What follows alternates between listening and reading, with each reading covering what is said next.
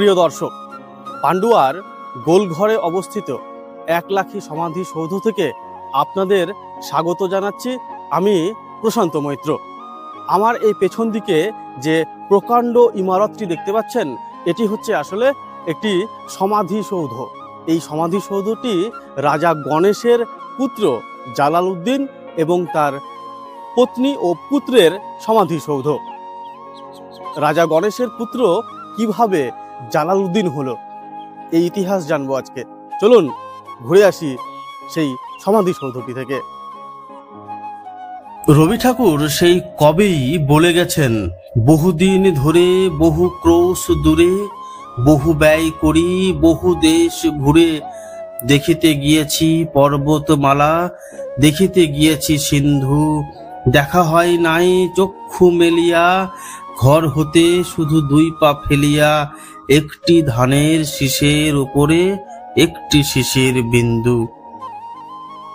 আমার বাড়ি থেকে মাত্র 13 কিলোমিটার দূরে অবস্থিত ঐতিহাসিক এই স্থানটিতে আমার আশা হয়ে ওঠেনি কখনো। তাই আজ বাড়ি থেকে শেষমেশ বেরিয়েই পড়লাম ইতিহাসের দুর্বার টানে। এই একলাখী সমাধিসৌধটি মালদা জেলার পান্ডুয়ায় অবস্থিত। চলুন এটির ইতিহাস জেনে নিই। ক্যালেন্ডার বলছে তখন 1415 খ্রিস্টাব্দ।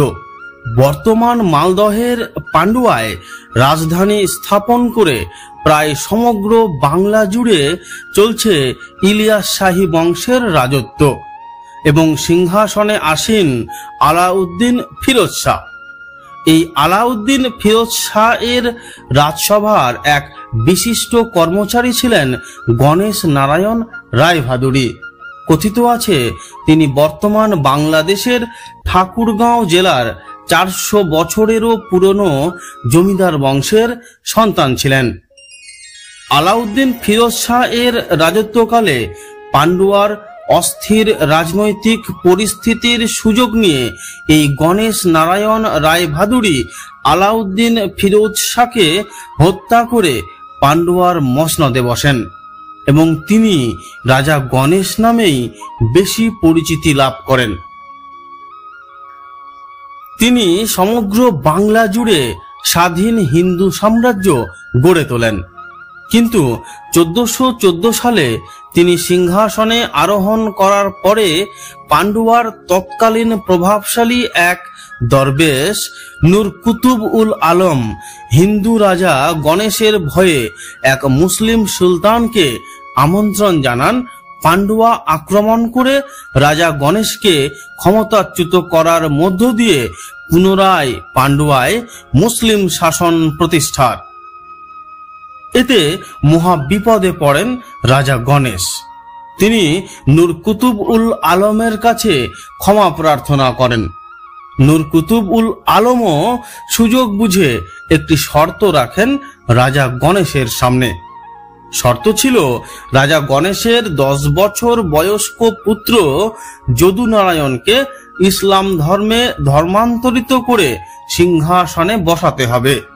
প্রাণের ভয়ে রাজা গণেশ এই শর্তে রাজি হয়ে যান এবং 1414 থেকে 1415 মাত্র 1 বছরেরও কম সময় রাজত্ব করার পর তাঁর ধর্মান্তরিত পুত্র যদুনারায়ণ রাজা হন। নূর কুতুবুল আলম 1416 সালে মারা গেলে রাজা গণেশ পুনরায় মহা সমারোহে পুত্র যদুনারায়ণকে আবার সনাতনী ধর্মে ফিরিয়ে আনেন এবং পুত্রকে সরিয়ে নিজে পুনরায় রাজা হন এবং 1416 থেকে 1418 সাল পর্যন্ত তিনি তার শাসন কার্য চালিয়ে যান। 1418 সালে রাজা গণেশ মারা গেলে তার পুত্র পুনরায় ইসলাম ধর্ম গ্রহণ করে জালাল আল দিন নামে সিংহাসনে বসেন এবং তিনি 1418 থেকে 1433 সাল পর্যন্ত রাজত্ব করেন।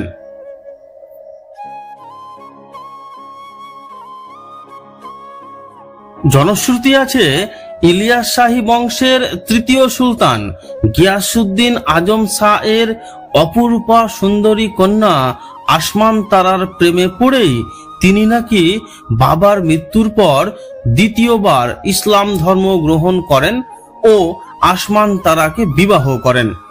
এই আসমান তারার মা অর্থাৎ গিয়াসউদ্দিন আজম শাহ এর বিধবা পত্নী ফুলজানি ছিলেন আবার রাজা গণেশের উপপত্নী। এই যে ইট এবং পোড়ামাটির নান্দনিক কারুকার্য শোভিত অষ্টভুজাকার সমাধি সৌধটি দেখছেন, এটি প্রকৃতপক্ষে কে নির্মাণ করেছিলেন বা কত সালে তা নিয়ে মতবিরোধ আছে।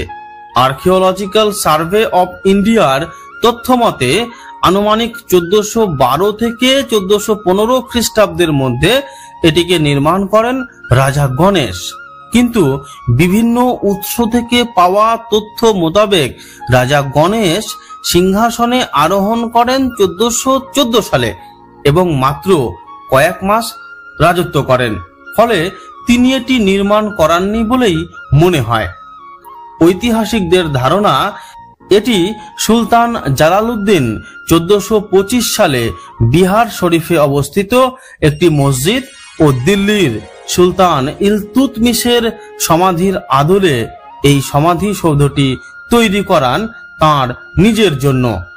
এটি তৈরিতে তৎকালীন সময়ে 1 লাখ টাকা খরচ হয়েছিল বলে এটি 1 লাখী সমাধি সৌধ নামেই পরিচিত। আর এই সমাধি সৌধটির নাম থেকেই এর পশ্চিমে কয়েক কিলোমিটার দূরে অবস্থিত একটি গ্রামেরই নাম হয়ে যায় 1 লাখী। সমাধিটি 75 ফুট চওড়া এবং এর একমাত্র প্রকাণ্ড গম্বুজটির ব্যাস 46 ফুট।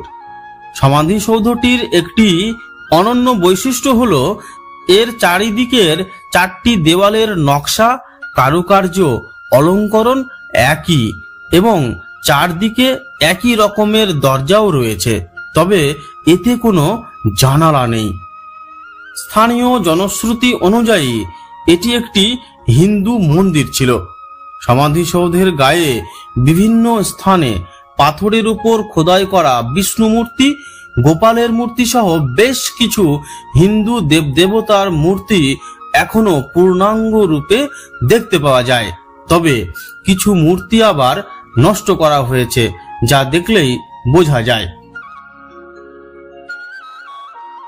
তবে ঐতিহাসিকদের মতে সম্ভবত পুরনো কোনো হিন্দু মন্দির থেকে পাথর এনে এই সমাধি সৌধটি নিজের জন্য নির্মাণ করিয়েছিলেন জালালউদ্দিন। তবে তিনি ইসলাম ধর্ম গ্রহণ করার পরও কেন পাথরের উপর খোদাই করা সমস্ত হিন্দু দেবদেবতার মূর্তি ধ্বংস করেননি তা নিয়ে প্রশ্ন থেকেই যায়।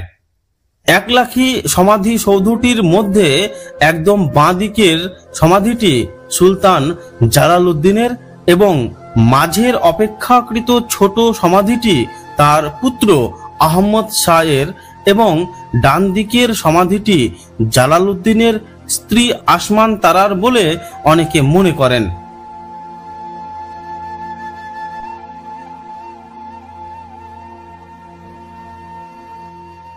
বাংলার মধ্যযুগের মুসলিম স্থাপত্যের ইতিহাসে মালদহের পান্ডুয়ায় 1 লাখী সমাধি সৌধ এক গুরুত্বপূর্ণ স্থাপনা। এই সমাধিসৌধে গম্বুজ, পোড়ামাটির ফলক, গ্লেজড টাইলস ব্যবহার করা হয়েছে, যা বাংলার সঙ্গে তৎকালীন ইসলামী সভ্যতার বিভিন্ন স্থাপত্য কীর্তির আত্মীকরণের এক অনন্য নিদর্শন।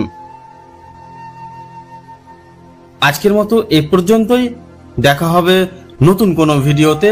ততক্ষণ পর্যন্ত সবাই ভালো থাকুন, ভালো রাখুন, সুস্থ থাকুন, এই প্রত্যাশা ব্যক্ত করে আজকের মতো বিদায় নিচ্ছি। ধন্যবাদ।